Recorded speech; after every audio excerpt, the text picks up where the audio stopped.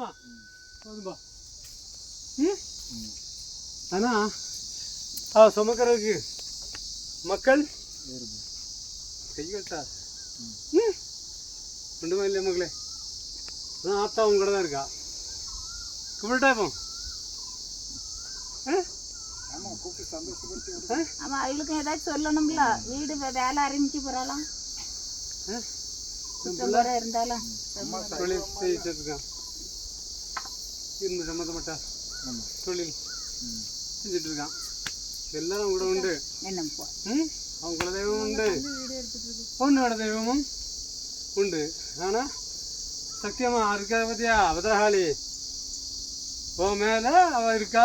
ஆனா அங்க ஆடக்கு யாரும் அனுமதி இல்லை.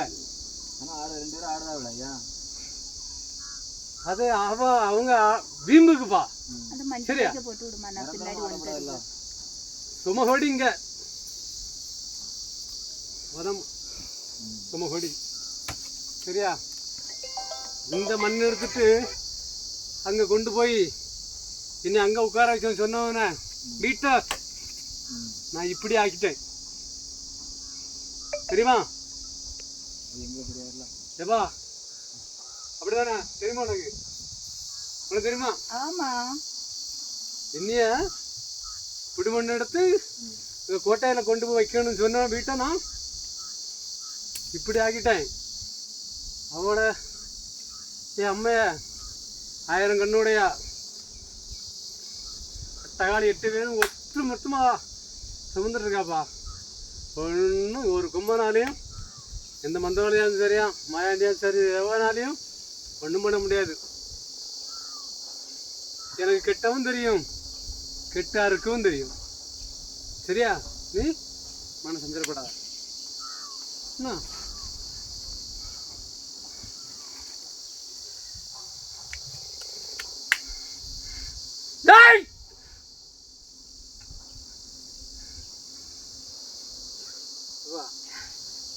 எப்படி இருந்த ஒன்ன இன்னைக்கு நல்லா நமக்குள்ள இருந்த நிலைக்கு தாத்தா அவங்க கூட இருந்தனால உன்னோட உதவி இருந்தனால அத்தனை அடிச்சு எறிஞ்சு இன்னைக்கு எப்படி நிக்க பாத்தியா? யாத்த ரூபத்துல நிக்க பாத்தியா நீ? கலங்கா அந்த அம்மா துணை இல்லைன்னா அவ இல்ல. அவளே நிக்கால, அம்மா வந்து நிக்கல, நம்ம ரூபத்துல நிக்கா. நம்ம எல்லாரும் என் கொடிகள்லாம் எப்படி நிக்க பாத்தியா? எப்படி நிக்க பாத்தியா? என் அம்மையே நீ வந்து நிக்க மாதிரி நிக்கா. அம்மையை நினைச்சு இதுதானே செய்ய. ஆனா நீ யார் எது சொன்னாலும் கேட்க வைக்கலையே அம்மா, யாருக்கிட்டே நின்று மடங்க வைக்கலையே. இங்க கேட்டுங்க விட்டுட்டு போட்டு நீ போயிட்டு என்ன மகளே எடுத்துக்கோ.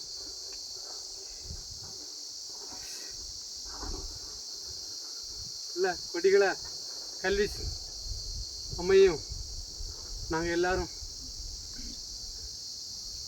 தங்கச்சி இருக்கா பார்த்தியா?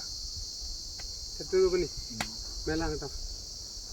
ஆத்தா கடப்பத்திர காளி நீ அங்கே தவறாமல் எங்கள் ஆத்தா நீ எங்கள் பண்ணிவிட ஆத்தாளுக்கு எல்லா பூஜையிலையும் இங்கே போயிருக்கும். நான் வருஷத்தில் ஒரு நாள் தான் எனக்கு இங்கே வயிற்று பசி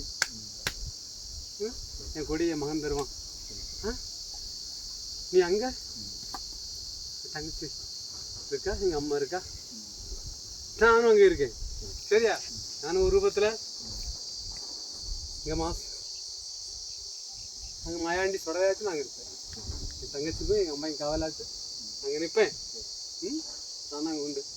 அங்கே நீ போயிரு, தவறாமல் போயிருப்பேன். எல்லாம் அம்மா சத்துரூபி என் தங்கச்சி என் அத்தானும் வசிக்கிறவா தெரியும் தானே? என்னப்பா வேற என்ன?